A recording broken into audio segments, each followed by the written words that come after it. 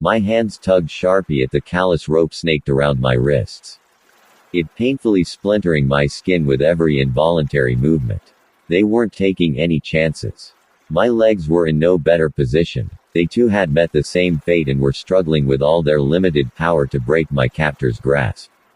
I could see two masked men. One gripped my legs and the other positioned at the side, carrying my flailing body as though I was a piece of wood they'd just brought from the hardware shop.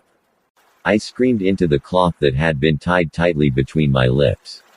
So tight in fact that I wondered if the corners of my mouth were bleeding yet. If not, they surely would be soon. I'm not sure who would be able to hear me as we descended down a hill in a large, empty field. It didn't help that the rain poured down, droplets cruelly soaking every inch of my clothes and bare skin. I kicked myself for wearing jeans and a short-sleeved top as they became increasingly more uncomfortable. The captor's boots squelched loudly in the mud. It was a miracle they didn't slip with how much there was. But they looked the part. Black jackets that were as dark as the night sky and that caused the rain to just roll right off, thick fabric obscuring their identities and utility belts full of goodness knows what. They were prepared. Far more than I was. MMMPHHMMHHMPH. I exclaimed, letting my blue eyes meet the ones that belonged to the man at the side of me. I would quit while you're ahead. He replied coldly, not giving me any clue as to who they were and why I was trussed up. I could take a guess though. With how frustrating the situation became, I grew more and more impatient. The ropes digging into my skin motivated my anger every step of the way. Until finally, I snapped. With one big burst of built-up energy, I writhed in the men's arms uncontrollably, managing to even take them by surprise. The man at the end of me loosened his grip just enough and I smashed my feet into his solar plexus. He coughed out as his hands completely released me, taking the other man by surprise until no hands were on me. I fell harshly into the wet mud, wiggling as much as I could to get free. MMMMMPH. I screamed into the open air of the night, hoping by some miracle a lost soul might hear me. I struggled profusely until one of the men crouched down and into my vision. His hand pushing my chest down so I had to stop moving. His eyes studied mine before trailing down my mud-covered body. I tried to spit out of the gag at the sight of him but it failed miserably, so I just settled with a hopefully clear enough insult. "Mamuck you." He reacted with a low chuckle but didn't say a word. Instead, he clicked his fingers and in less than a few seconds, the other man, clearly winded as he rubbed his stomach, was over by me again. I snorted loudly at the sight of his injury. I got him good and I was glad for it. Did they really think I was going to go down without a fight? "Hold her," was all the first man said. With a little bit of difficulty the second man reached down and bridle carried me despite my protests. I tipped my head back and screamed loudly in frustration. Being tangled up in this mess was far from fun. The first man reached to the back of his utility belt and pulled out a roll of thick silver duct tape. This motivated even more protests from me but they were hardly effective. He peeled the end, pulling it out slowly to prolong the sharp unmistakable noise it creates. It grated my ears. He then wrapped it methodically around my torso, effectively sticking my bound arms to my body so they no longer could move freely. He did it so quickly and neatly that I knew he must have done this before. How many times though was anyone's guess. He took his hand and reached towards my face, wiping away some intrusive wet strands of my hair. I reacted with throwing my head forward, narrowly missing landing a headbutt. If I had, it would have definitely hurt. He tilted his head to the side for a moment, studying my frustration and anger. His hands reached for something else from his belt and finally, he let me see what it was. A black cloth. I eyed him curiously, failing to figure out what his intentions were. He peeled back only the slightest part of his mask so I could see his toothy smile and waited for it to hit me, and when it did, I went mental. I did everything to avoid the cloth but no matter what I did, his hands effortlessly tied it around my eyes until that too was being quickly soaked by the incessant rain. Once I had been restrained to the man's liking, I felt them replace their original grips as I was manhandled further down the hill, eventually reaching flat ground. My struggles never ceased, but it didn't matter though, because it was no bother for the men. They probably liked that I was wasting my energy. Finally, we stopped and I was dropped to the ground unceremoniously. My body immediately scraped from the dusty terrain. Muckers. My throat was dry despite how damp the cloth became, but I had to let them know how pissed off I was. I was answered by being tugged to my knees, their hands on either side of my shoulders as I looked up blindly like an obedient puppy, waiting for some kind of recognition. Footsteps could just about be heard against the concrete through the crackling as rain droplets hit the ground. All sorts of thoughts and theories sprang to mind as to who was approaching me. Maybe I was about to die with a gun to my head. There was nothing I could do regardless, so I just waited for my fate to be revealed. That moment finally came when my blindfold was lifted from my eyes and my jaw dropped at the sight in front of me, leaving me completely speechless for once. The man asked from under his thin glasses. He was middle-aged, no older than 40, though his graying hair would suggest otherwise. I only knew his age after reading every information sign in my vision in the waiting room thanks to total boredom. I wasn't good at waiting. At least I knew more about my therapist now. The whole process of being made to see one made me feel even more crazy than the reason I was actually here. The office didn't help with my discomfort either. The walls were white, a bland carpet sat underneath my shoes, and a plant seemed to be the only other piece of furniture, if you could even call it that, except from the 2 armchairs we sat on. I'm not crazy, I quickly retorted, wanting to ensure I was seen as normal even if I didn't feel like it. I'm not implying that at all, I only want to help. Please, tell me about what you've been experiencing. It will not leave this room. As he said that, he shut a folder in his hands and kept it on his lap, giving me his full attention. I felt like his beady eyes were judging me, but decided to humor his request. Well, I started. I think I'm being followed. No matter where I go, I never feel alone. Someone is lurking in the shadows, watching my every move. The only safe place is home, but even then, I don't know for how much longer. I see, he replied, processing what I just said. He placed both of his arms in the armrests before continuing. I read in your report that you went to the police, but they were not much help. How does that make you feel? His tone was soft. I trailed, feeling on the spot. Let down. Isn't my safety important? I don't know why everyone thinks I'm making this up or something, because I'm not.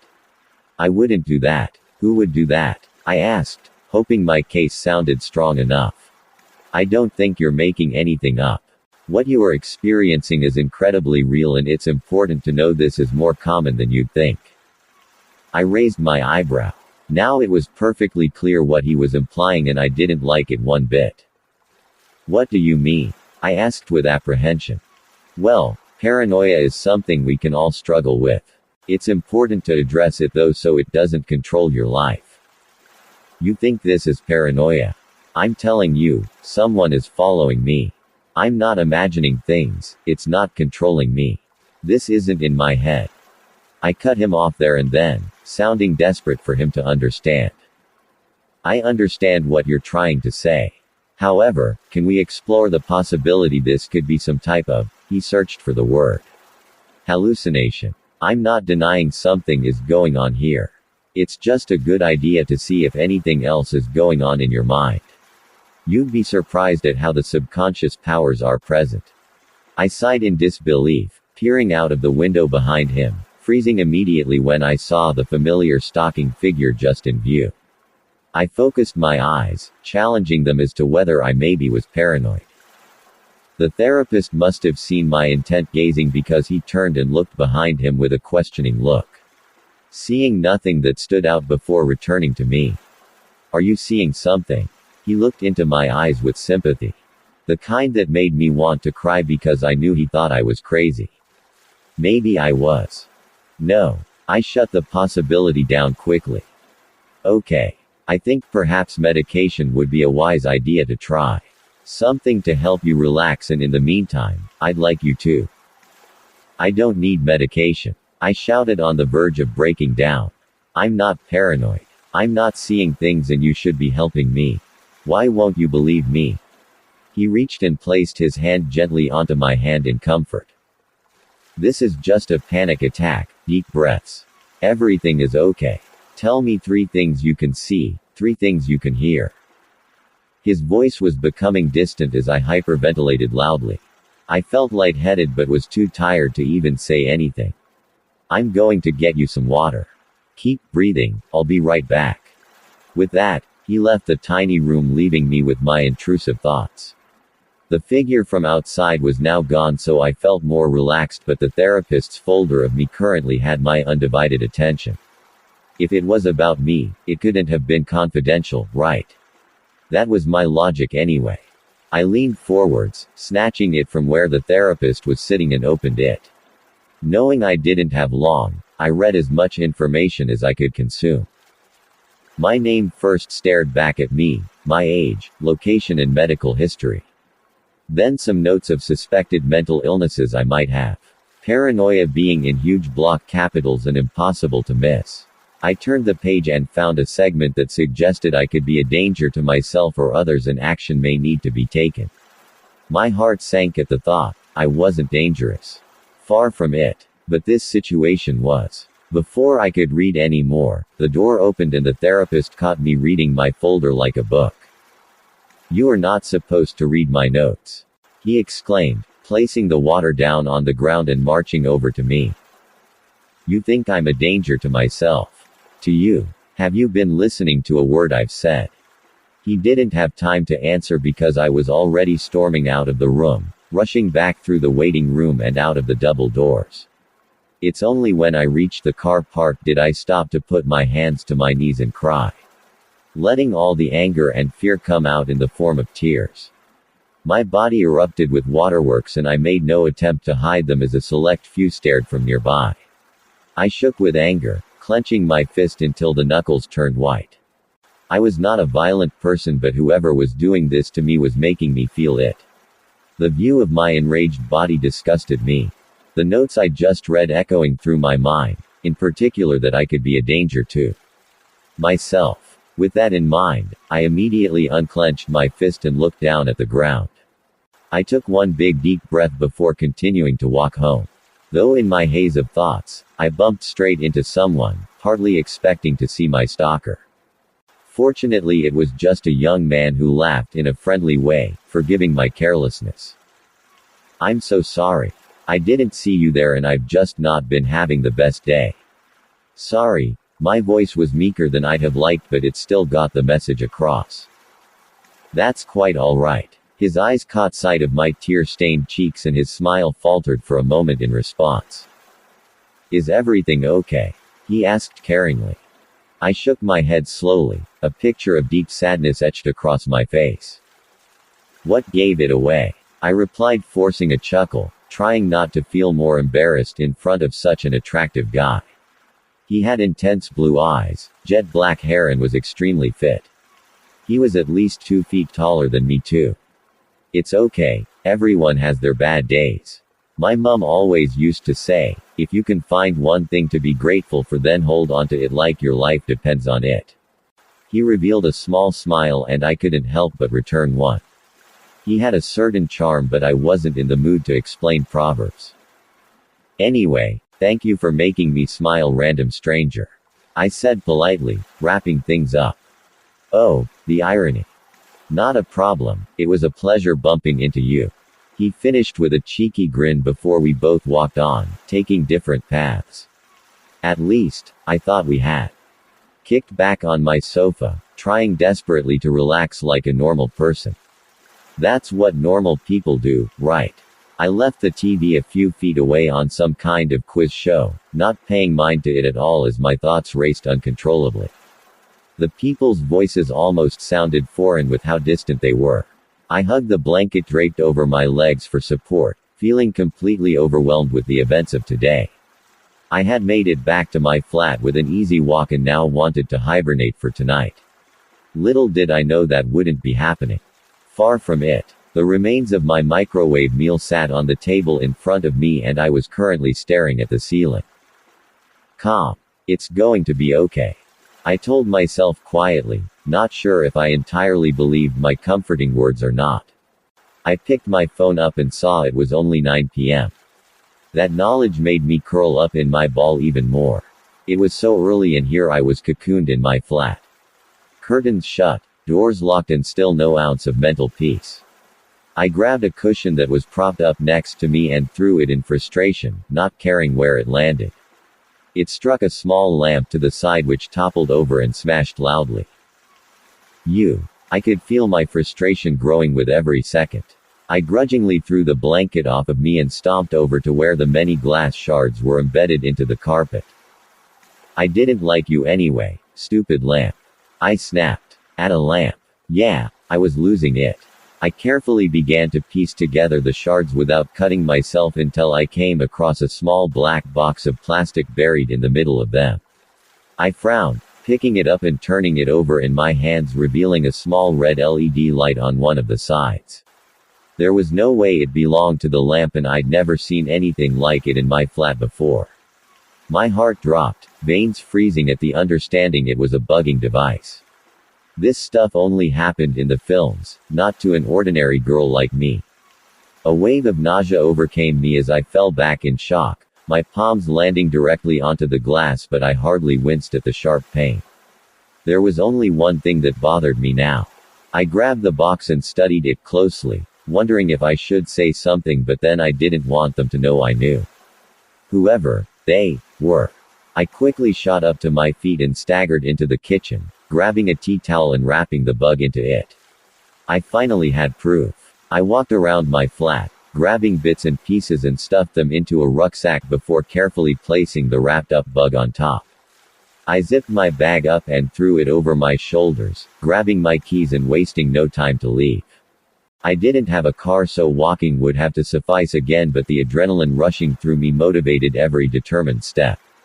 I made my way down a quiet road, not liking the feeling of the extremely noisy moped behind me. But what were the chances it had anything to do with me? My phone suddenly buzzed loudly and I dug it out of my pocket. The screen showed an unknown number was calling. I stood still on the pavement, just studying the pixels as I decided the best course of action to take. It didn't matter what I had decided because less than a few seconds later the moped had driven so close I'm surprised the wheels didn't brush my feet. The passenger in all black swiped my phone from my hands with expert accuracy and I stood there perplexed as I watched them speed off and turn the corner. Hey! I yelled after them, slowing down my run when it became apparent I couldn't catch a moped. I wasn't much of a runner anyway. All of the business buildings towering around me were closed because of the time, so I quickly began walking again. I didn't know what was happening, but I had to get to the police station and luckily for me, it was only a 5-minute walk now. I just needed to avoid trouble until then. How hard could that be? I practically marched down the streets, my Converse gripping the pavements like my hands gripped the straps of my bag. I was sweating but tried to stay as focused as possible. I peered behind my shoulder every now and then, wanting to be certain I wasn't being followed or watched. A sense of comfort washed over me every time no one was there. At least no one suspicious looking. I didn't know who would want to stalk me and I didn't want to find out on my own. I needed help from the police first because I'd read far too many thrillers to know what happens to the victims. It made me shudder just thinking about it. I shut my overactive imagination off when I saw a workman point to a sign that blocked the pavement in front of me. Sorry love, we're doing work here. He waved his hand at all the equipment and signs that obstructed the road and path. You've gotta go that way. He pointed at a small alleyway to the right. My gut instantly told me not to go down there just in case. I looked back at the workman and shook my head. There's not another way, I said, trying to think on my feet at the same time. Afraid not until we're finished here. I found that a bit strange they were doing work at this time of night, but it was still fairly light thanks to the rays of the summer sun. Sorry. He shrugged nonchalantly before going back to his work, which apparently included laying tools out onto the now closed road. I paused with the feeling that something wasn't right, hijacking my entire being. This couldn't be paranoia because my gut was saying it, not my mind. "What work are you doing?" I asked him quickly. He came back over to me, leaning his hands on the barrier that separated us. "We're redoing the road, smoothing out all the potholes." I nodded, looking at the perfectly intact road. Not a hole in sight, and even more so no potholes. "Ah, okay," I replied as calmly as possible. My goal was to get to the police station, and that fact alone blurred my judgment entirely. Logic went out of the window as I turned down the alleyway. But instead of leisurely strolling down it, I started to run as though hot coals were burning my feet. The loud noise of my shoes reverberated from the enclosed walls on either side, and the only thing I had in sight was the end.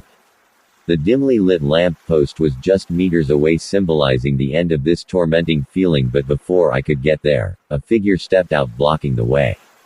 It felt like a standoff with them just a few feet from where I stood. I couldn't see their face, but they looked terrifyingly identical to my stalker. I opened my mouth to scream, but a thick gloved hand from behind me stopped that idea before I could. The glove wasn't like you'd expect an attacker's to look. No. It was beige, and the thick material felt crusty. As my mind began figuring out what was happening, the feeling of pressure from a helmet sticking into the back of my head confirmed it without question. He had to lean forward to hold me in place thanks to my bulky bag. I looked up with difficulty at the workman, whose whole demeanor had changed. I kicked and punched, but all efforts were futile with how strong he was.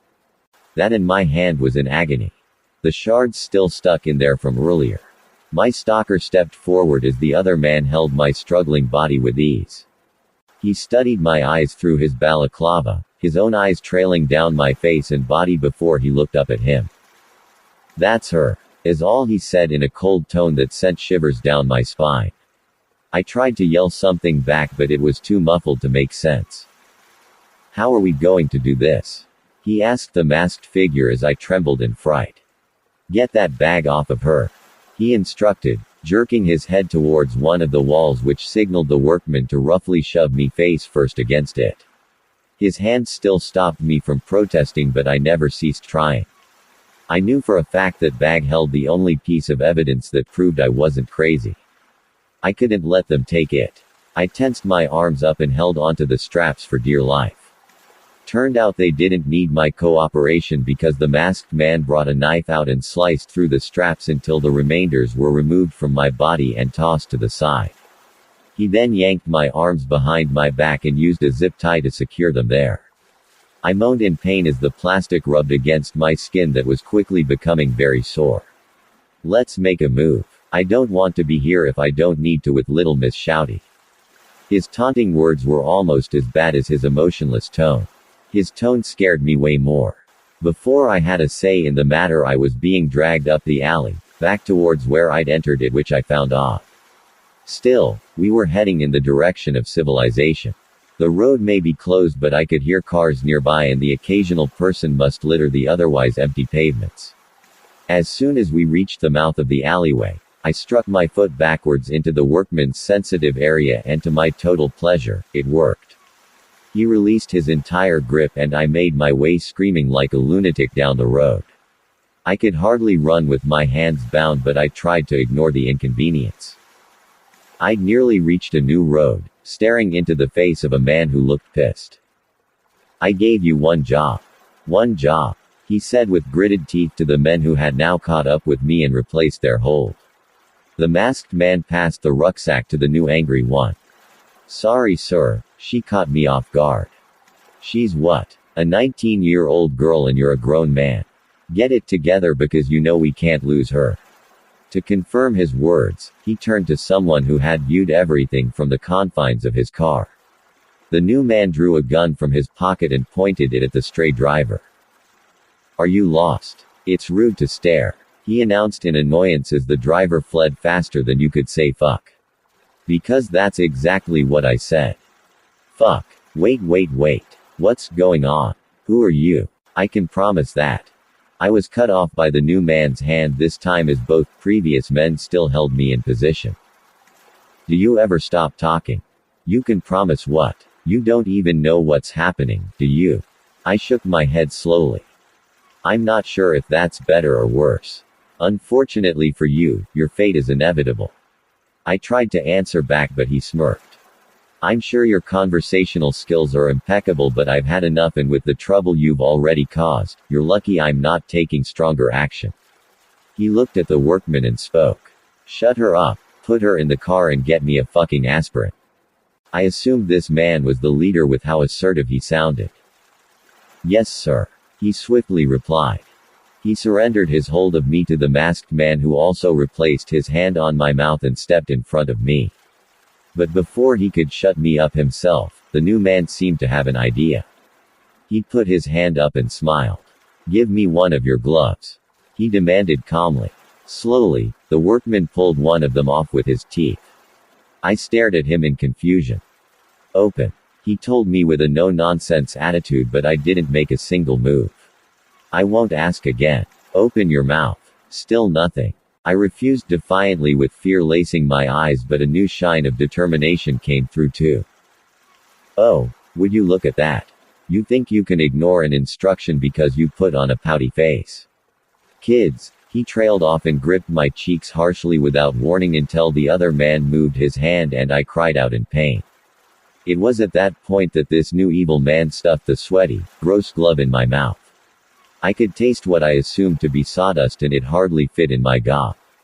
The whole ordeal made my eyes water and I tried to spit it out straight away. No. You keep it in like a good girl. I can help with that. He produced a small strip of cloth from another pocket and wedged it between my lips and tied it tightly at the back of my head, under my ponytail. How considerate of the bastard. Any word I tried to utter came out like gobbledygook and I hated how I sounded. See. That's how you demand respect from a captive. At least until, he stopped mid-sentence to lift my chin up towards his face. You have no idea how sought after you are. I stared into his dark orbs for eyes, listening to every word for clues to make sense of this insane situation. All will become clear very soon. Until then. He clicked his fingers and I was hauled up off of my feet. Every part of me was aware I couldn't be taken to a secondary location or it was over. I might even be as good as dead if that happens. I struggled like a possessed person as the two men began carrying me towards the closed road where a blacked-out car now waited. Door open, engine on. No, this was not happening. No matter how much I tried to break their grasp, I failed every time until eventually I was thrown into the back and buckled into the seat.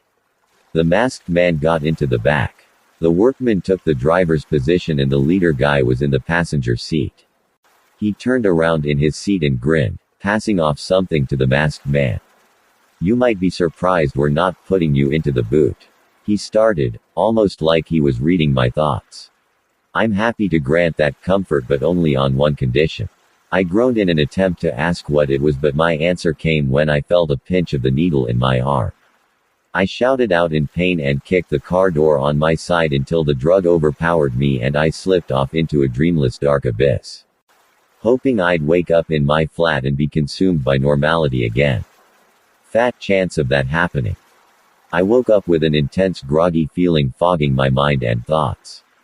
My scrunched-up eyes refused to open so I remained in an oblivious blissful unawareness for a few heavenly moments. I decided to try and tend to my sore jaw that begged for attention. My hands immediately met resistance as I tried to reach it and my eyes flew open in response. The view that glossed my eyes sent panic through my body like a strike of lightning. My hands were tied against the arms of a chair with some extremely thick, new-looking rope. I assumed my ankles had the same treatment because they wouldn't budge either. The memories of how I got here started to gain clarity from the blurred remains. The dry aftertaste of the glove hit my taste buds but my mouth was luckily empty so I took the opportunity to scream. I didn't even question if it was a good idea or not. It's hard to think rationally when you're tied to a chair in a dingy-looking room. Speaking of, the room had an intimidating light bulb hanging from a lone chain above my head. It really gave off interrogation-type vibes. I didn't like it one bit. All of the walls were a drab gunmetal gray that felt far from comforting. The light barely reached the door, and the only other thing in the room was a chair opposite me and my rucksack leaning against it. In a fucked up way, the chairs reminded me of my therapy session, which made me even more angry that I was in this goddamn situation. So much for paranoia, I thought sullenly. Finally, my screams were answered by the blaring of music through speakers I hadn't even seen in the corners of the room. Maybe there were cameras in here too. Classical music filled the room, giving off a very creepy vibe. This was no time for Tchaikovsky, and I certainly didn't reflect the emotions the dance of the Sugar Plum Fairy was supposed to evoke. Help! I screamed over the blaring noise. The sense of dread devoured my body like I was waiting to be tortured or die. The door finally entered as the music continued, and in walked two people. The first was a woman I'd never seen in my life, and the second was the evil bastard from before. The woman sauntered over to the chair in front of me and perched herself onto it after moving my bag and placing it on the floor. Meanwhile, the man leaned against the back wall, his one foot casually against it and arms folded as he looked my way. The woman grinned like a mad Cheshire cat, refusing to leave my eyes with her own intense green ones. Please. Please, let me go. I don't know what's going on, but if you want money, I can give you that. I'll do anything. My voice reeked of desperation like a pungent stench. She's everything I imagined she'd be. She's perfect, the woman said as though I couldn't even hear her, ignoring my every word. She was almost trembling with excitement compared to my own, fueled by fear. Finally, the music came to an end and stopped. You have the wrong person, I cried out in distress. Her lips curled into a slight smirk. No, my dear, far from it. You are going to make a wonderful addition. I swallowed hard as she teased my fate in front of me. Who are you? What do you want? I struggled against the heavy ropes, wanting them to give way more than anything right now. I am your keeper. I heard you gave my men some trouble. That just won't do, she said coldly, and I stared in apprehensive fear, trying to brace myself for what was going to come next. She lifted my rucksack onto her lap and unzipped it. Now what have we got here? She let her words trail and brought out the tea towel. She unwrapped it and held the bug in her hand. It's a shame you never got to show anyone this, isn't it? She covered it in her hand before roughly throwing it at the wall and letting the plastic shatter into a million pieces. The unexpected action made me jump, but I didn't dare respond, not knowing what to say anyway. She leaned forwards and placed her hands onto my bound ones, not applying any pressure, but it didn't matter if she did or not because of the shards. I grimaced and looked at them, hoping she would stop. She did, with a raised eyebrow, and then lightly pressed on them again, eliciting the same reaction. Please, I moaned, wanting the sharp pain to stop.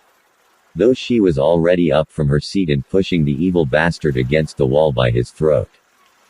Did you hurt her? You don't hurt my property, she screamed into his face, making my own ones seem like a whisper in comparison. I winced as the high-pitched decibels grated my ears. The man cowered against the wall and shook his head violently. No. He rejected the idea in a hoarse crack that was losing air very quickly. She turned her head towards me and spoke seriously. Did he hurt you? I shook my head and stuttered. I didn't want to, but his face turning blue scared the hell out of me. No, he didn't. She let go of the latch she had around his neck straight away when hearing my words. He coughed and spluttered, leaning over to regain his breath after having it so quickly taken away. As much as I hated the guy, I didn't want to see him get treated so horrendously. His smirk and cocky look were long gone, however he remained where he was, eventually taking his position on the wall back. If it was me, I would have ran away from this woman the second she let go. She was crazy and I was surely fucked. Little did I know this was only the beginning. Go get the doctor, she snapped at the man behind her. I began to cry uncontrollably and attempted to rock the chair. She let out a small giggle and pointed to the legs. The chair is bolted down, please stop struggling. The creaking noise is annoying me. It was true that the creaking of wood impacted the air around us, and I slowly followed her orders and stopped. What are you going to do with me? I asked quietly, amazed at how much courage I was mustering up in front of the woman. Lots of things, she replied pointedly. I like to keep them a surprise. I can assure you some you will like and others you won't. They will happen anyway, and it will be worthwhile in the end. I opened my mouth to respond to her terrifying words. Please, I swear.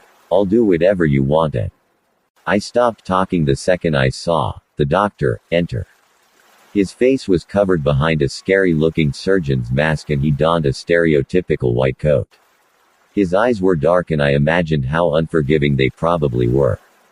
He had wispy hair that looked immaculate, and he was clutching a bag in his hand, probably full to the brim with various devices I didn't want to know about. The same question sifted through my mind. Why the fuck is this happening to me? Fat chance I was getting an answer to that for a while. What seems to be the problem? The doctor asked in a very matter-of-fact manner. He turned to the woman for an answer, occasionally glancing at my scared form. She seems to have a problem with her hands. I'm not sure what, but look. She paused, moving over to me and hovered her hands above my own. No. Please don't, I whimpered before shrieking in agony as she mercilessly applied full pressure onto them. See. Why would she be in so much pain? She inquired, ignoring my shrieks for her to stop, and after a few long seconds, she moved her hands away again. It could be a range of things. I'll need to see her hands to make an accurate diagnosis. Despite the hurt I was feeling, my eyes lit up at the possibility of escape. They'd have to untie my hands, but an already forming plan was deteriorating like a rotten carcass as my elbows were being tied to the arms of the chair by the evil bastard. I hadn't even noticed him until his arms slinked from behind me like a sadistic octopus. Having so many people watch me felt extremely unnerving, and it was taking everything in me not to cry and break down there and then. No, I had to be strong. Are you going to keep screaming like a banshee? The doctor asked me, now slipping a sharp instrument through the original rope coiled across my wrist. When it was finally free, he gripped my fingers and yanked them back so my palm faced him. He studied it with his tar-colored eyes and seemed to smile after. Though I couldn't tell with his mask still in the way. His eyes, however, seemed to gleam differently from before. She had glass in them. Small fragments are lodged in her palms with a slight opening at the side. I'll need to sterilize the tweezers before. No. Not happening. I bellowed from my seat as if I had any say on the matter. Without the foreign objects taken out, this could lead to infection. I thought he was talking to me, but I realized his words were directed at the woman. Then, what are you waiting for? Get them out. She snapped loudly, brushing a stray hair from my face as I struggled madly. Watching the doctor grab the tweezers from his bag easily evoked that reaction. Settle down, princess. She taunted. We haven't even started on your checkup. My eyes widened into saucers at what she was telling me. She couldn't be serious. Can I gag her with the glove again? The evil bastard asked eagerly, who now stood by her, though I was unsure he could even hold that title with how sadistic and cruel this woman was. Not yet, she said with a smile that would outshine the devil's. I refuse. I refuse to let him do it. Let me the fuck out. I protested loudly, clearly exhibiting my disapproval of this inhumane practice. My limbs tensed again, the restraints that did the job of keeping me stuck. The doctor snapped on a pair of fresh latex gloves and gripped my shaking fingers up. I don't like when my patients shake, he said emotionlessly. I tried to stop them, but there was no way I could. He grabbed the tweezers and prayed them into my hand, gripping the glass and yanking it out as I screamed the place down. He recoiled slightly at the sound, clearly annoyed by it. Please, someone tell her to cut out that ridiculous noise she's making. I'm trying to do my job. The woman nodded and looked at me. Shut your mouth. Not a single peep out of you again, understand? I nodded through tears, wanting to nurse my injury more than anything in the world. The pain was beginning to become unbearable when he put rubbing alcohol over the now open wound, but I bit my tongue. He ended by wrapping my hands in bandages and taping over them. I looked like I was wearing hand wraps by the time he was done. To my dismay, my wrists were tied back down, but I released a sigh of relief when he returned the items into his bag. "Would you like to start the checkup now?" he asked coldly, and I did not like the sound of that. "Yes, let's. I want to make sure my possession is in a fit state before we begin molding her. Do what needs to be done, then I'll be back for the results." She turned and left the room. Evil bastard followed after her like some kind of dog with its master. That probably wasn't too far off, actually. "I'm feeling okay, sir," I started, losing confidence with every word that I regurgitated. And I don't think I need your help, B, but thank you." I forced a smile at the end when he turned to me and tutted, "Please be quiet so I can complete your examination. If not, I will make this worse than it needs to be." His threat lingered in the air, and I decided to not push him. For now. He was a doctor, for Christ's sake. He started by listening to my heart buried underneath the stack of rope over my body. He then used a blood pressure cuff to assess that, and after a few more easy tests, he pointed at my face with a light. He shone it into my eyes and then moved it to my mouth.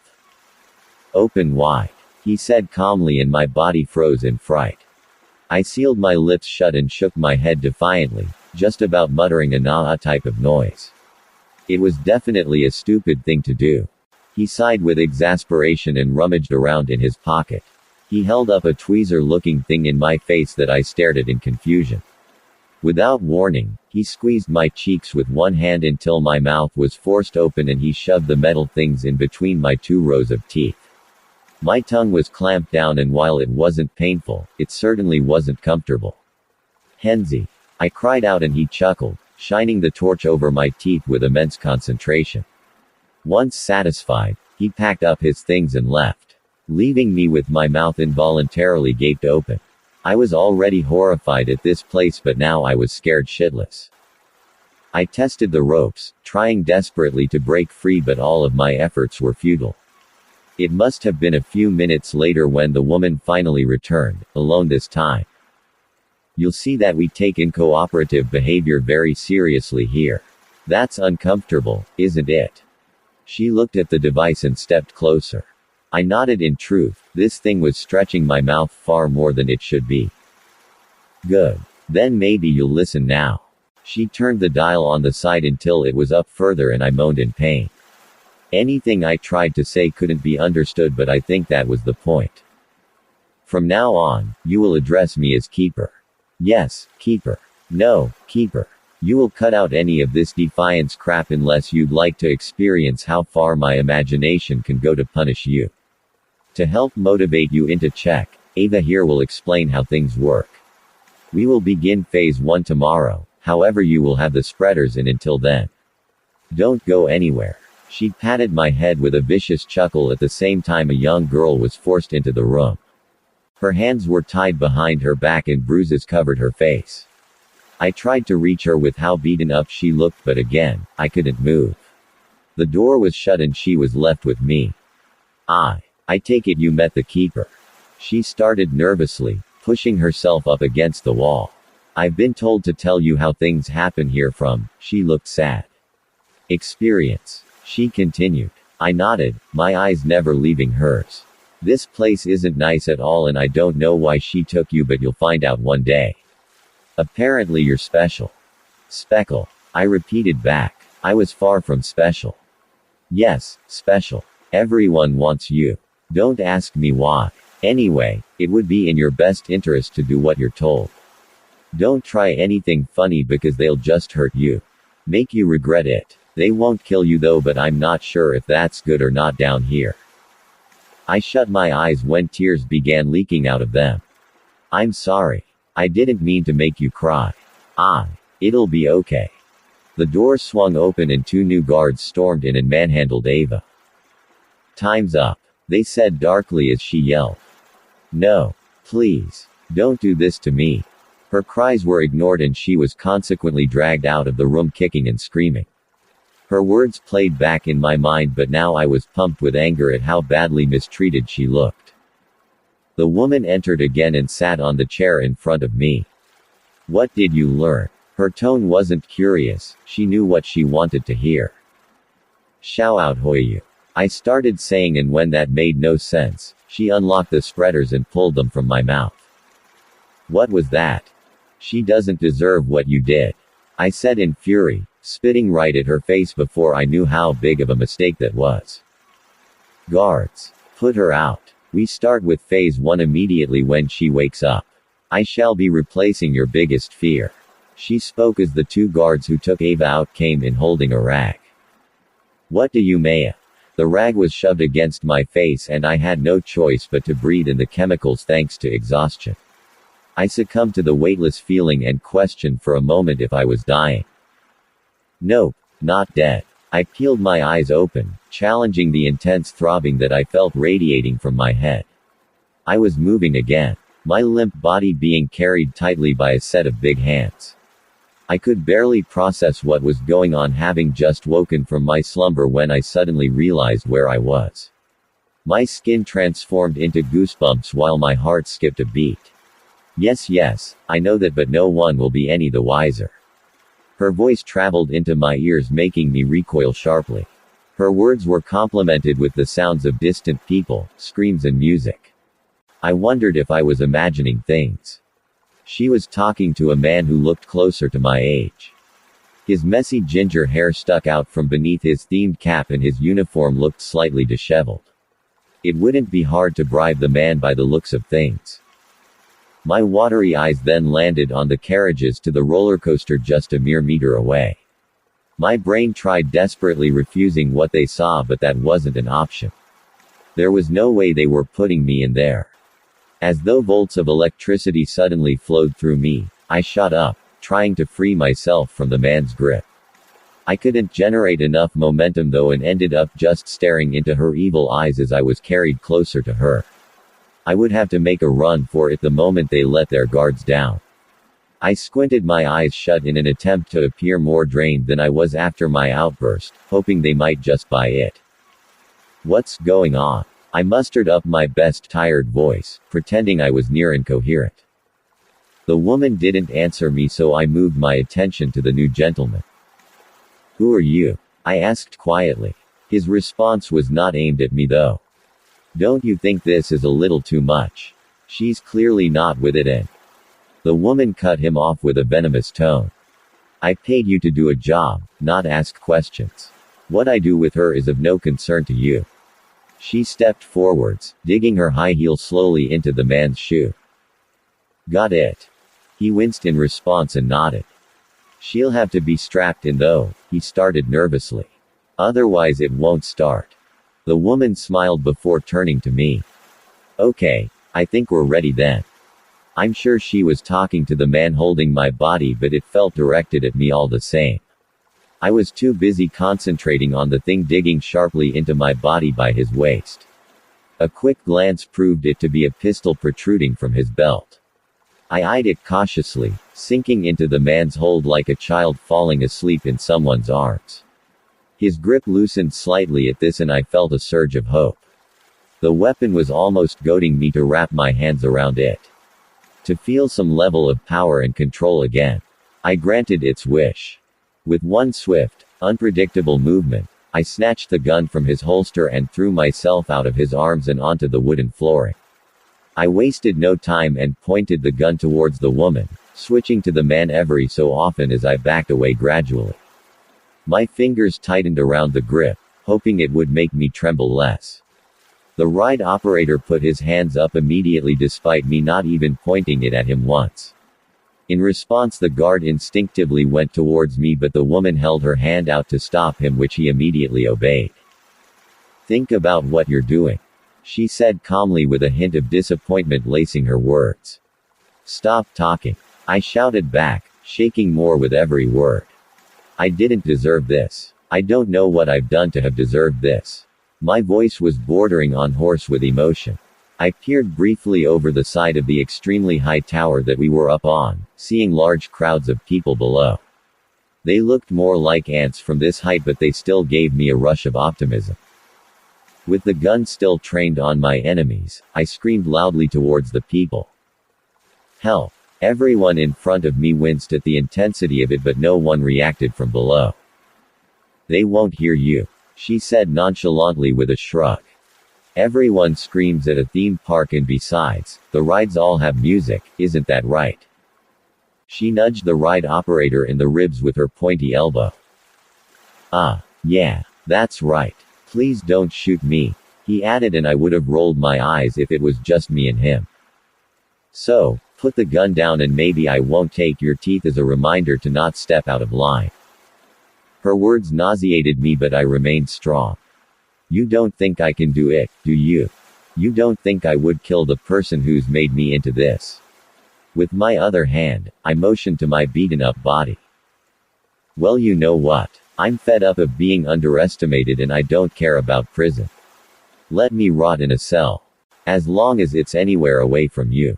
I'm fed up of you. With that, I made my mind up that I was going to shoot her. I had to. If not for me, then for anyone else she claimed victim, past or present. For Ava. I positioned the gun towards her completely relaxed body, and with a few more agitated tremor, my finger found the trigger and pressed it with maximum intent. I scrunched my eyes, bracing for the impact along with the ride operator. Nothing happened. I slowly opened my eyes back when I saw her grinning from ear to ear. You'd really kill your keeper? She asked with a tone that sent shivers up my spine. I pressed the trigger again and again, only for it to respond with a jarring clicking noise. What the fuck? I panicked, looking at the gun as though it was a complicated mathematical equation. It's a dummy. The guard spoke coldly as realization set in. Oh, thank God. The operator cried out in relief, but I was feeling anything but that. I didn't. You know, I began to speak while she folded her arms. I can promise that prison will seem like luxury. Trying to kill me. You can't kill me. I'm going to take great pleasure in this. The last thing I saw was the guard closing in on me at an alarming speed. I must have been knocked out, but I don't know how. I woke up strapped into the front carriage of the roller coaster and grabbed the huge restraint, trying to pry it open, but I knew full well the operator only had control of that. After giving that up, I turned to my left and saw the woman, guard, ride operator, and then a very disheveled-looking Ava. Her hands were pulling the guards that were roughly tugging her hair, and I could tell she was crying. Hey, let go of her, I shrieked, struggling in the seat. I'm not sure why I wanted to help her so much. It must have been because I hated seeing someone get hurt. Especially a girl as young as Ava. I predicted she was about 19, possibly even younger, but I couldn't be sure. Regardless of her age, no one deserved this treatment. I'm holding back on beating you, so I'm taking out your mistakes on Ava here. She explained with a smug grin. Just beat me instead, I offered bravely. I don't think so. She delivered another punch to Ava's cheek and she cried in agony. The sound made me grimace and I mouthed a sorry to Ava's sad eyes. It may sound stupid, but she felt like my only friend. The only one who understood how I felt and wouldn't hurt me. I cared for my friends, so it was killing me inside to witness this. Finally, I shook my head and faced the open air along the tracks. After a few more blows, the whimpering stopped and the woman came close to the side of the coaster. As your keeper, I must bleed out your fears from you. Fears are a weakness and we're not weak. Understand? Her words just made me beyond angry. Fuck you, old hag, I spat, and she raised an eyebrow.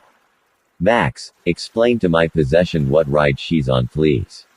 Max was the ride operator, still looking terrified, but he did as she said. Yes. Right. This coaster has a height of 327 feet and tops out at 120 miles per hour. It has 4 loops. I stopped him there. Loops? No, I can't do that. I'm going to be sick. Let me the fuck out. I struggled again, but he threw his hands up. I wish I could help. I'm sorry. You'll be traveling on your own this time today, and on the bright side, you bypassed the 60-minute usual wait time. I wanted to punch him. There was no bloody bright side about this situation. I was shit scared of roller coasters. Ever since I'd gone on one as a little girl, I hated everything about them and never understood what possessed people to willingly go on one. Feel free to scream in terror with every loop, the sadistic woman said, her tone completely consumed with malicious intent. She took a step back and nodded to the ride operator. He pushed a lever and the carriage started traveling up the track. Hey, stop the ride. I kicked the thick plastic at the front of my legs, hoping that would halt the ride from going any further. I didn't have such luck. I was climbing up a steep hill and with every second, I felt sick to the stomach. The breeze hit my face and it would have been peaceful had I not seen the insane drop the other side. I struggled even more, but now it was becoming apparent I had no choice but to endure this nightmare. It could be worse, right? When it came to a stop at the end, I could make a real run for it too. I tried to think as positively as possible, but it was hard. A small look to either side of me revealed the same huge crowds of people below. They looked like dots in the distance now, but I could make out they were having fun. Unlike me, there was a reason I avoided fairgrounds, and it was safe to say I'd now do so for the rest of my life. I know what they say, face your fears, but that should be voluntarily and not forced by some crazed woman. Beggars can't be choosers, I guess. Someone help me. I screamed to the people below, but my voice wouldn't carry that far and I probably sounded like any other thrill seeker. Shit, fuck. I kept repeating as I reached the track's peak. Dear God, please don't let me die, and I'm sorry for that time I lied and got excluded from school, but was this really necessary? The last word evolved into a shriek as the coaster dropped suddenly, leaving my stomach behind with it. I felt like I was in a wind tunnel with the amount of air striking my face, and my hair was dancing all over the place because of it. I put my hands up to try and relieve the tension, but I wanted the fuck out. The track winded unpredictably, and with each part, my nausea only grew. I was absolutely terrified and could feel tears gradually fall from my face. I couldn't even utter any words when I came across the loops. I squeezed my eyes shut, swallowing and praying at the very same time. The loop sent my whole being into disorientation mode, and I felt like everything stopped for a moment. That's because it actually did. I was hanging upside down, the cart stationary and my eyes facing the ground that lurked 327 feet away. It felt much further though. Tears escaped my eyes when I realized the woman must have stopped the ride deliberately to fuck with me. This whole game was simply barbaric. Just when I thought the blood couldn't rush to my head anymore, the ride started moving again. Completing the 2 other loops and traveling the straight smoothly until it stopped altogether at the end. My plan to go for a run had gone out of the window, and I looked worse for wear. My complexion had become paler. I sported puffy eyes and I looked seconds away from throwing up. Correction, I was a millisecond away, because that is exactly what I did. I just spewed everywhere at the side. The woman buckled me and lifted me from the carriage. Not a fan, she teased, but I was still recovering from the hellish experience. It may have been over fairly quickly, but it was still horrific for me. I couldn't get myself to talk after the ordeal, and she dropped me suddenly onto the wooden decking. I landed hard and wanted to ball up there and then. She's still fucking scared, the woman yelled loudly. You did stop her on the loop, the operator Max pointed out, but stopped when she shot him a glare. Take her back to her chamber and make her bleed. We try this a different way now. Move, she instructed harshly, and I was picked back up and put under using a sharp pinch. The next time I woke up, I felt a moving sensation. I was still heavily sedated, and so even craning my neck to see what was going on proved too much for the most part. My limbs were free, but I was dangling over someone's shoulder like a sack of potatoes. I didn't exactly weigh a lot, but whoever was carrying me seemed to do it with no problems at all. I stirred gently from my sleep, muttering some nonsense to myself. I could hardly focus on the hallway I was being taken down. Doors littered the corridor, and the whole place in general seemed unaccommodating. I must have been dreaming when we ascended a staircase and a beautiful large living room filled my sights. The huge sofa that was in the middle of the room was completely inviting. So much so, I reached my hands weakly towards it, trying to grab it for some reason. Then the wind hit me. Right in the face, making my eyes water. I couldn't process what was happening at all. I suppose this is what lucid dreaming feels like. I shut my eyes again, hoping to wake up somewhere else because this dream wasn't cozy or pleasant. In fact, I was freezing cold, which I was reminded of by the goosebumps all along my arms. The bandages still remained over my 2 hands, but the actual wound was nowhere near as tender anymore, which I was grateful for. The next thing I felt was being laid down flat onto a sturdy material. I was still in a haze of muddled reasoning, so surrendered to the new feeling of warmth. My goosebumps quickly dissipated and a small rumble entered my ears. I was extra sensitive thanks to the drug, but still groggy as hell. My whole body began to move without me doing anything to cause it, and bright lights reflecting from outside and into the windows spread across my face and into my eyes. It was pitch black darkness outside except for the lights offerings. I could see through the tinted window a large white building that looked very corporate. There were lights that surrounded it, and the whole thing appeared to be pretty intimidating. Like somewhere you didn't want to accidentally find yourself lost at. Is this what the outside of where I was being held looked like? How could I know that in a dream? My mind kicked into action after that question went through, and I felt a bit more alert. I twisted my head to get very limited vision of a windscreen and a person's arm slightly protruding from the driver's seat. Hey, the bath bird isn't on, I muttered, and then heard myself back after a few seconds. What the fuck did I just say? I sat myself up in the middle seat and shrieked when I saw I was in a car in the middle of nowhere. The headlights were the only thing illuminating the road, but some street lamps at the side offered a slight brightness. The driver slowed the car down nearly immediately, but I had already pulled the lock on my side and jumped out as fast as humanly possible. Holy shit, what was happening? God damn it. I heard the man say from in the car, the sound of him opening his door quickly following. I dived onto the ground when my legs wouldn't carry me as far as I'd wished, and I cursed the drug for having such a profound effect on me. I shielded my eyes as the man approached me further and further. Then finally, my jaw dropped to the floor. I knew I wasn't dreaming now, but come on. WTF is happening? I yelled over the still running engine, rubbing my eyes as I did. The man sighed. Yes, it's me. He leaned down so we were eye to eye and then put on a mocking voice. My mum used to say, if you have something to be grateful, hold on to it. He shrugged and smiled. Yeah, that was bullshit, but it worked, right? So you kidnapped me. The guy the first fucking bumped into. I couldn't believe what I was saying.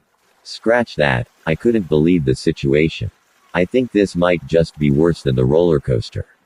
No, not quite. I actually just saved your ass, so if you would please be kind enough to get into the car and I will be your chauffeur for tonight. I shook my head.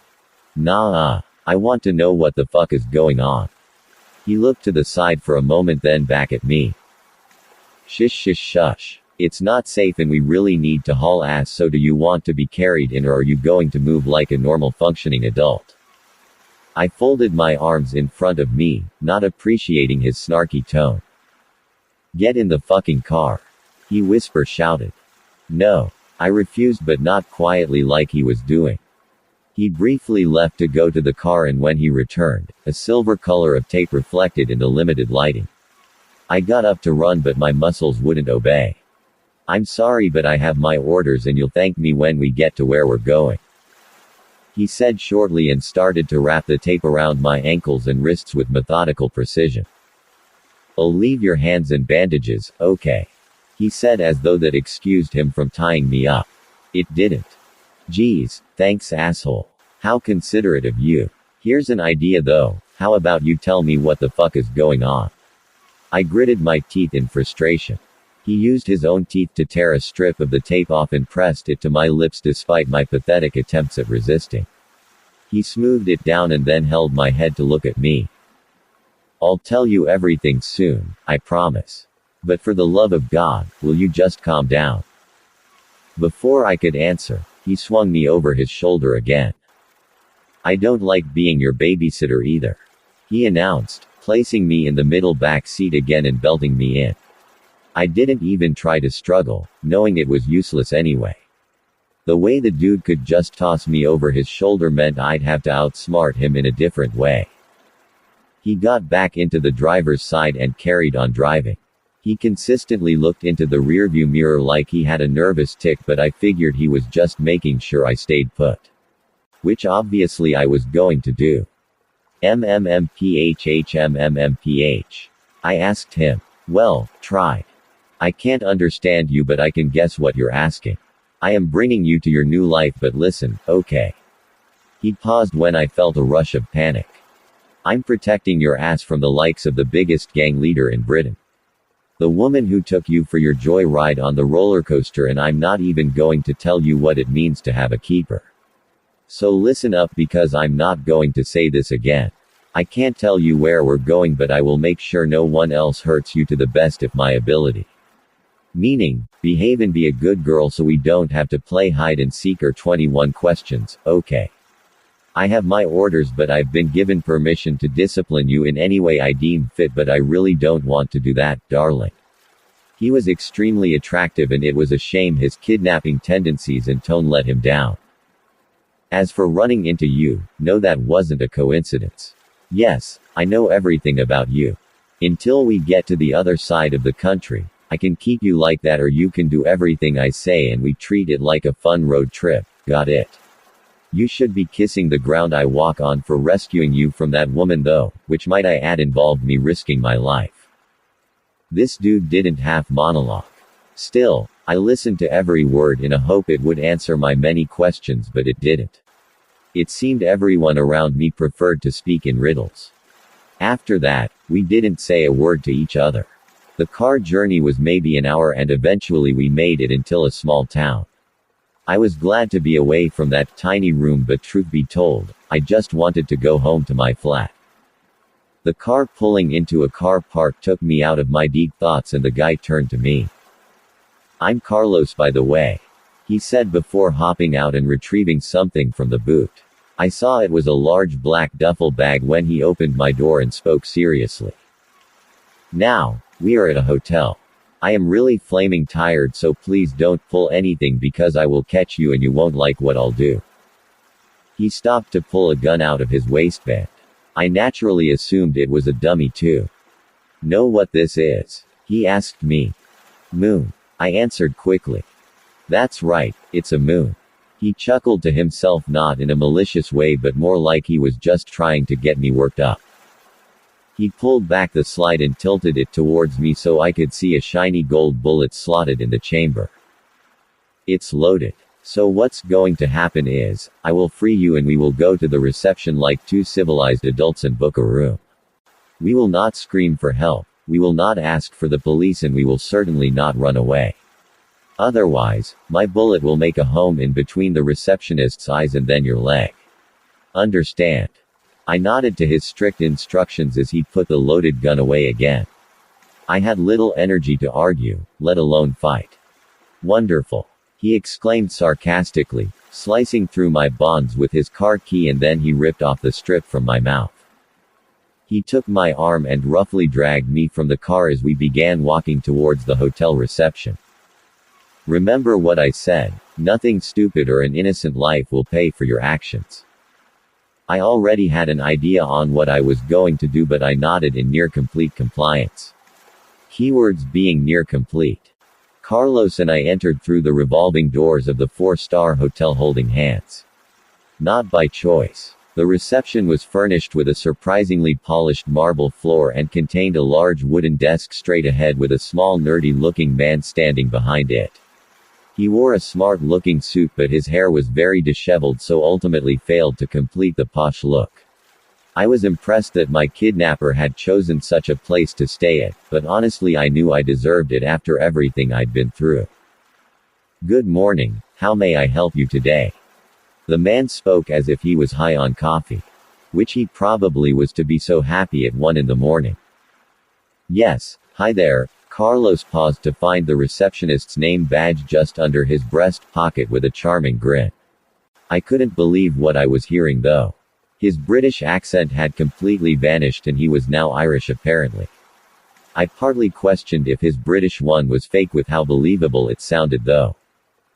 Me and my girlfriend here would like a room for the night please Mark. Is that 2 singles beds or a double sir? Before Carlos could reply, I interrupted him. Singles. Mark raised his eyebrow but knew better to question customers. He typed a few things into the computer next to him and produced 2 keycards in a form. You're in luck.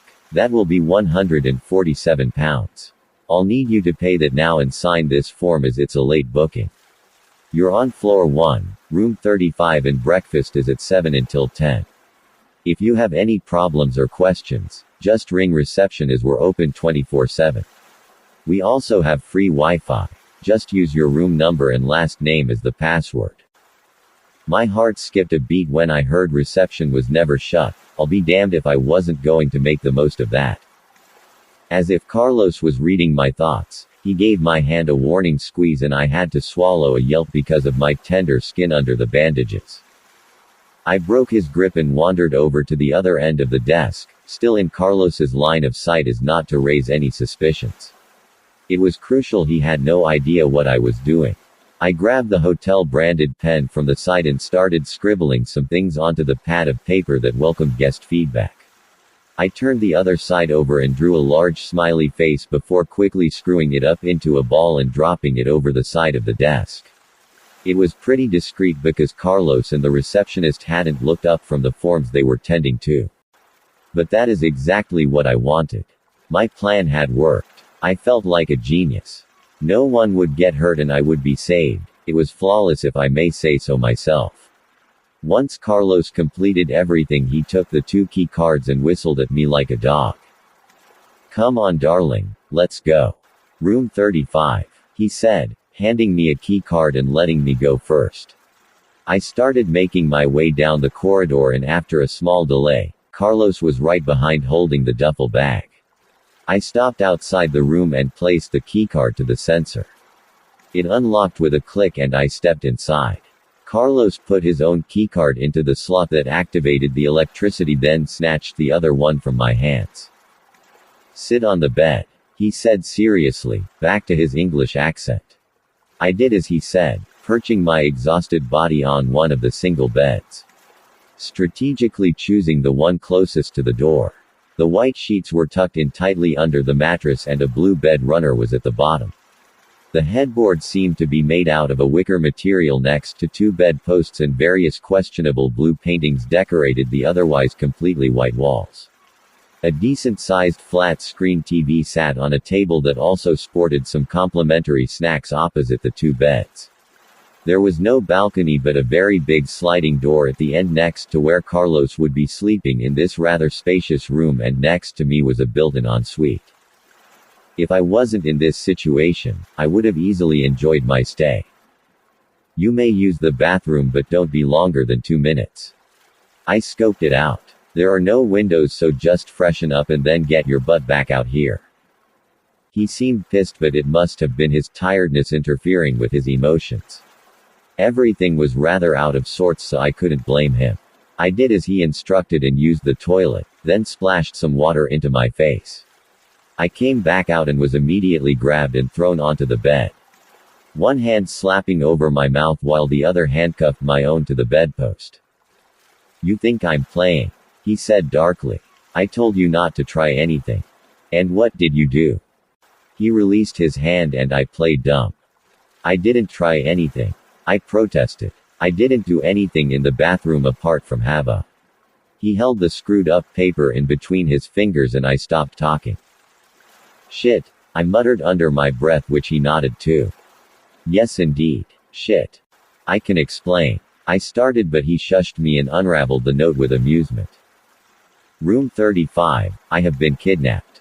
He is not my BF, please call the police when you see this. He read with annoyance. Nice try but not good enough. He ripped the piece of paper up and briefly left. I heard the toilet flush when he returned and it was clear he'd just sent it to the sea. I'm tired, so we're going to sleep. He bent down and held the roll of tape in his hands again. I promise I won't scream. He didn't listen. He tore off a much longer piece this time and stuck it down from ear to ear. This is just a precaution in case the bird bath isn't on again. He smirked, clearly happy with his lame joke. I rolled my eyes and felt embarrassment wash over me. I can't believe I even said that. Next he tended to my hands, clicking the cuffs so there was no wiggle room, and got into his own bed next to me. Without another word, he plunged the room into darkness, and I was left listening to my own panicked breathing in one of the most comfortable beds I'd ever felt in my life. What a life to live, right? Wakey, wakey, eggs and bakey. He started, scoffing his mouth full with a bread roll. I tugged at the cuffs when I forgot they had no slack whatsoever. Relax. I can do it, he told me, making me raise an eyebrow. Do what? He took a plate out of the bag that contained eggs, bacon and other breakfast foods. My mouth watered at the sight, but I didn't want to be fed. I can do it myself actually, I partly proposed, but he tutted playfully. Not with your hands cuffed like that, you can't. Stop being stubborn and just let me feed you. I don't like it any more than you do. Really, because I was cut off when a forkful of egg and bacon was shoved into my mouth, but I accepted the warm food and many forkfuls after that. He then brought a water bottle to my lips and I took generous swigs of the icy liquid. I hadn't realized until now how much I was in need of some. You know, you're kind of cute when you stop talking, he sighed, which made me feel angry and my face went slightly red. Listen here, pal. Don't call me cute or whatever else, because you may be freakishly handsome, but my god, you're a headache. You won't let me move or tell me why you're doing this, so how about you just let me go or shut the fuck up? Was I on my period? I'm not sure what else there was that would motivate me to snap at an armed hostage taker otherwise. Oh, you hurt my feelings, darling. He sneered and walked over to his bed. He put the duffel bag on top and started rummaging around in it. There were various things in there that I tried to see. Is that my bra? I exclaimed in shock, seeing several of my clothes packed on top. Yep. I got as much as I cut from your flat. He replied casually. You went into my flat. How did you? He gripped a set of keys in his hand that jingled to make his point. I'm not even going to ask, I sighed, feeling overwhelmed. Okay, well, you can get changed when I get back. I just have to grab a few things and then we'll make a move. He vaulted his bed and approached mine. Tape has to go back on while you're on your own, I'm afraid, but I'll leave your feet because I'm a nice guy. He joked with a grin. Yeah, sure you are. This time he wrapped the duct tape around my head a few times. Just to be sure, he smirked and then pointed to the window. Humph hey. Why would you even think I can understand you, Wayne? You know what? Doesn't matter. I'll be back in 2 ticks. Don't try anything at all or you'll go in the boat when we leave.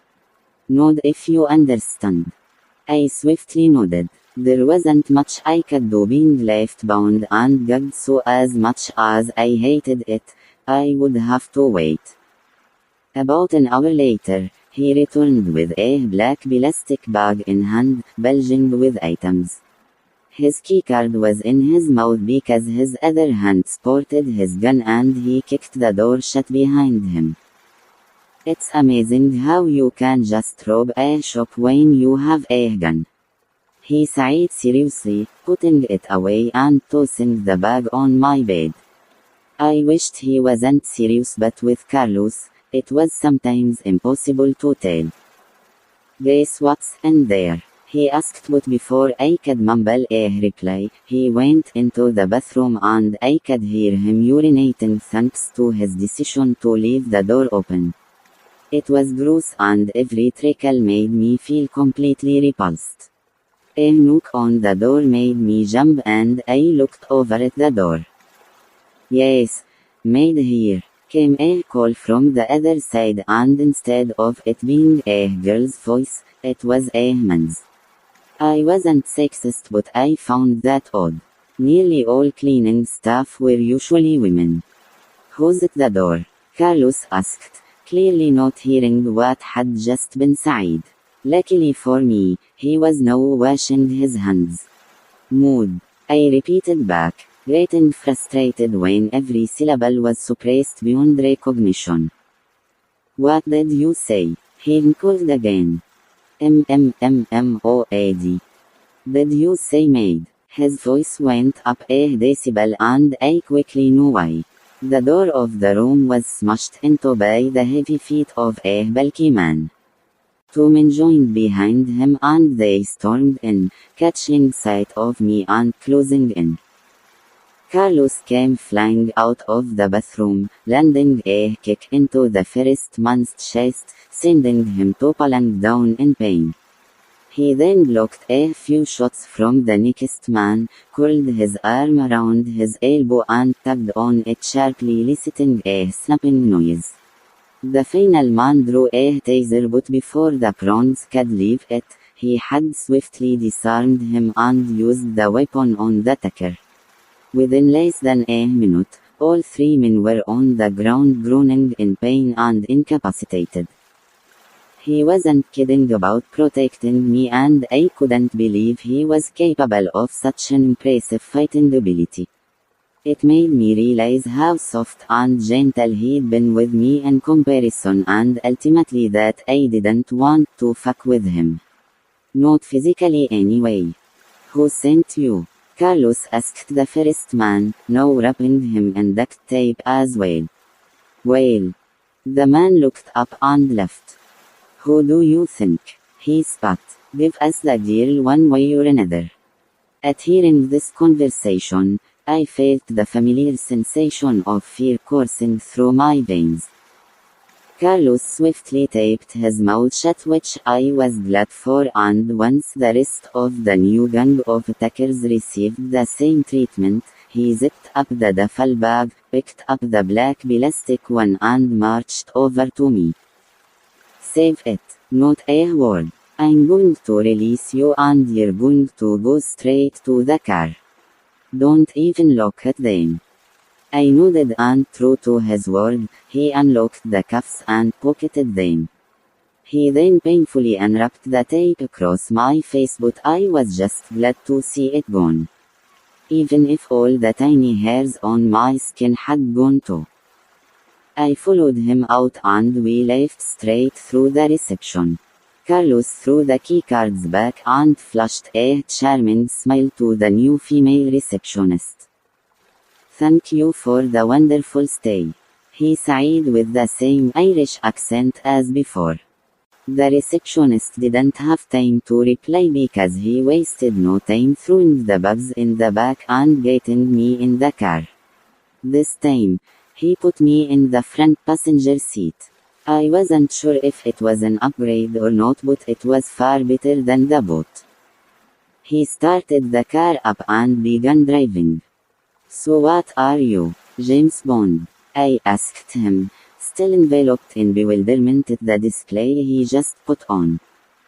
Something like that, he trailed, biting off the packaging to an energy bar while keeping one hand on the wheel. He was an impressive multitasker too. He ate it quickly and tossed the wrapper in the back.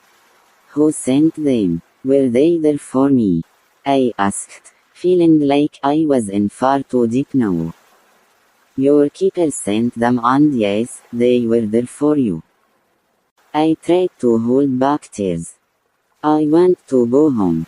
I sighed sadly, looking out the window. Home doesn't exist now. I'm taking you to your new one, anyway. What are you talking about? I want to go the fuck back to my flat. To my normal life. 'Cause let me tell you, I have a lot to tell my therapist. I exerted so much energy trying to make my point that I took a breath after. And, as endearing as that is, you can't. So sit back and stop your whining. I could tell we were nearby my house again, which is probably why I felt so fondly, and then it hit me as to what I could do. It would probably be idiotic, but it was worth a try. I shut my mouth and waited.